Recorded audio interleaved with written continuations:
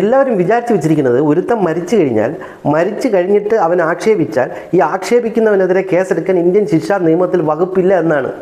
എങ്കിൽ തെറ്റിയടായി അണ്ണ എന്താണ് ഈ പറയണത്? ആരാ അപമാനിച്ചെന്ന്?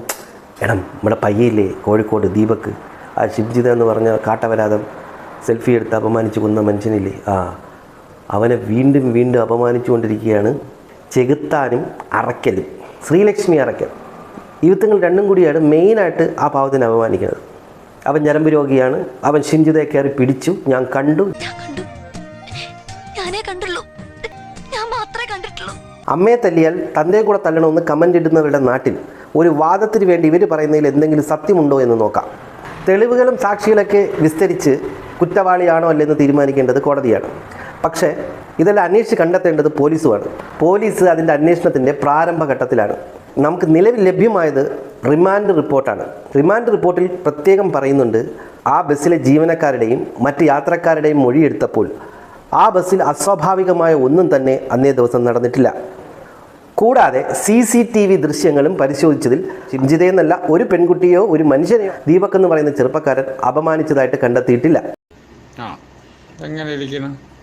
ദീപകിനെ ഫോക്കസ് ചെയ്തുകൊണ്ട് അവനെ അപമാനിക്കുന്നതിന് വേണ്ടി ഏകദേശം 7ഓളം വീഡിയോകൾ എടുത്തിട്ടുണ്ട്. അതിൽ 2 വീഡിയോകൾ എഡിറ്റ് ചെയ്ത് സ്ലോ മോഷനിൽ ചെയ്തിട്ടാണ് ഇത്തരത്തിലൊരു വീഡിയോ ഷിംജിത ക്രിയേറ്റ് ചെയ്തത്.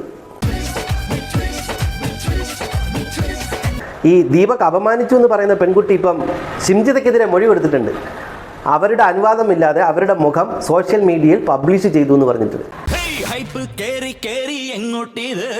ശരി, നിങ്ങൾ ഈ ദീപക് അപമാനിച്ചു എന്ന് പറയുന്നത് തെളിയിക്കാനായിട്ട് നിങ്ങൾക്ക് എന്തെങ്കിലും തെളിവ് സോഷ്യൽ മീഡിയയിൽ പറയാനുണ്ടോ? പോലീസിൻ്റെ അടുത്തോ പോട്ടെ.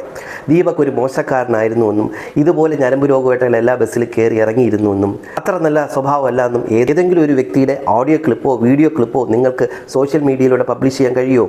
BNS സെക്ഷൻ 356 വ്യക്തമായി പറയുന്നുണ്ട്, മരിച്ച ഒരു വ്യക്തി ജീവിച്ചിരിക്കുമ്പോൾ എത്രത്തോളം അപമാനം ഏർപ്പെടുന്നുവോ അത്രത്തോളം അപമാനം മരിച്ചു കഴിഞ്ഞാൽ അവരുടെ കുടുംബം നേരിടും. അതുകൊണ്ട് ഇത് 2 വർഷം വരെ തടവ് ശിക്ഷ ലഭിക്കാവുന്ന ഒരു കുറ്റമാണ്. തീർച്ചയായും കുറ്റവാളികളെ നിയമത്തിൻ്റെ മുന്നിൽ കൊണ്ടുവരിക തന്നെ വേണം.